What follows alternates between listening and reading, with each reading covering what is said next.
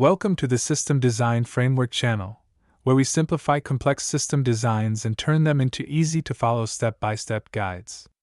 In the previous video, we explored the key services of the system, the engines that drive its functionality, and make everything work seamlessly. These services handle crucial operations like user authentication, content delivery, notifications, and much more. They're the backbone of the system, ensuring it runs smoothly and efficiently. If you missed that video, don't worry. You can find links to all the videos in this playlist right in the description below. In this video, we'll uncover what makes a social media platform truly efficient and user-friendly. From user registration and profile setup to seamless interaction with content and robust security, APIs are the unsung heroes working behind the scenes. They handle the flow of data and ensure the platform runs like clockwork. Let's dive into the key APIs that bring this experience to life and make everything from posting updates to managing profiles possible. Let's start by talking about one of the most essential features of any social media platform: user registration and profile setup. Here's how it works. Imagine a user wants to join our platform. They'll start by registering. This is done using a post method to the register endpoint. Now, what's happening behind the scenes? The request includes a header, content type, application JSON. This tells the server the type of data being sent. The user sends their details in JSON format. Here's what's required: a mandatory full name, a mandatory valid email address, at least 8 characters password, with 1 number and 1 special character. There are also optional fields such as a short description about themselves, a URL to their profile picture, and their current city or location. Here's an example of how the request body might look. Once the request goes through, here's what the server might respond with. And for the status codes, if everything checks out, the server responds with 201 created, meaning the profile was created successfully. If there are issues, like missing fields or invalid inputs, you'll get a 400 bad request. And if the email is already registered, you'll see a 409 conflict. Let's move on to another fundamental feature: posting content. This is how users share their thoughts, photos, or videos with the world. Picture this: a user logs in, feels inspired, and wants to share a post. This is where the post endpoint comes in. Now, what's happening behind the scenes? The request includes a header, content type, application JSON. This tells the server the type of data being sent. The user sends their details in JSON format and provides the following details: a unique identifier for the user making the post. This is mandatory. The text content of the post. Also required: if the post includes an image or a video, this is the URL for that file. It's optional. Here's an example of how the request body might look. Once the request goes through, here's what the server might respond with. And for the status codes, a successful post creation gets a 201 created status. But if there are issues, like missing fields or invalid inputs, the server returns a 400 bad request. Alright, let's talk about interacting with posts on our platform, specifically liking and commenting on posts.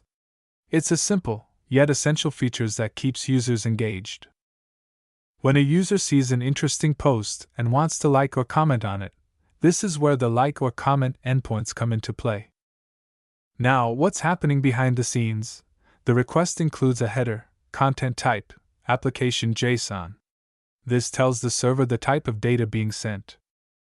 The user sends their details in JSON format and just provides the user ID. Here's an example of how the request body might look. Once the request goes through, here's what the server might respond with. And for the status codes, a 200 OK means the like was recorded successfully, while 400 bad request indicates there was an issue, like invalid data in the request. Now, let's talk about sending a direct message. A direct message is a fundamental feature of any social media platform, allowing users to communicate privately. Here's how it works behind the scenes. When a user wants to send a message to another user, they'll interact with the message's endpoint. Now, what's happening behind the scenes? The request includes a header, content type, application JSON. This tells the server the type of data being sent. The user sends their details in JSON format, and the body of the request will contain the following data: the unique ID of the person sending the message, which is required, the unique ID of the person receiving the message, also required, and the content of the message. This is the actual text the sender wants to send, and it's required. Here's an example of how the request body might look. Once the request goes through, here's what the server might respond with. And for the status codes, if the message is sent successfully, the server responds with 200 OK. If there's an issue, like invalid data, missing fields, incorrect format, etc., you'll receive a 400 bad request. Now, let's move on to another essential feature: following and unfollowing users. It's a pretty straightforward process, but super important in any social media platform. Here's how it works. Whenever a user wants to follow or unfollow another user, they'll use the follow endpoint with two actions: either follow or unfollow. Now, what's happening behind the scenes? The request includes a header, content type, application JSON. This tells the server the type of data being sent. The user sends their details in JSON format, and the body of the request will contain the following data: the ID of the user who is following, and this is required, and the action they want to take. It can either be follow or unfollow. This also needs to be included. Here's an example of how the request body might look. Once the request goes through, here's what the server might respond with. Alright, let's move on to updating profile information, another essential feature for any user-centric platform. Here's how it works.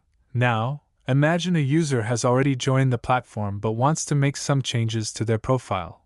Maybe add a new bio, update their picture, or change their location. This is where the Update Profile endpoint comes in. Now, what's happening behind the scenes? The request includes a header, content type, application JSON. This tells the server the type of data being sent. The user sends their details in JSON format, and the body of the request will contain the following data: a new bio or description about themselves, a new URL for their profile picture, and their updated city or location.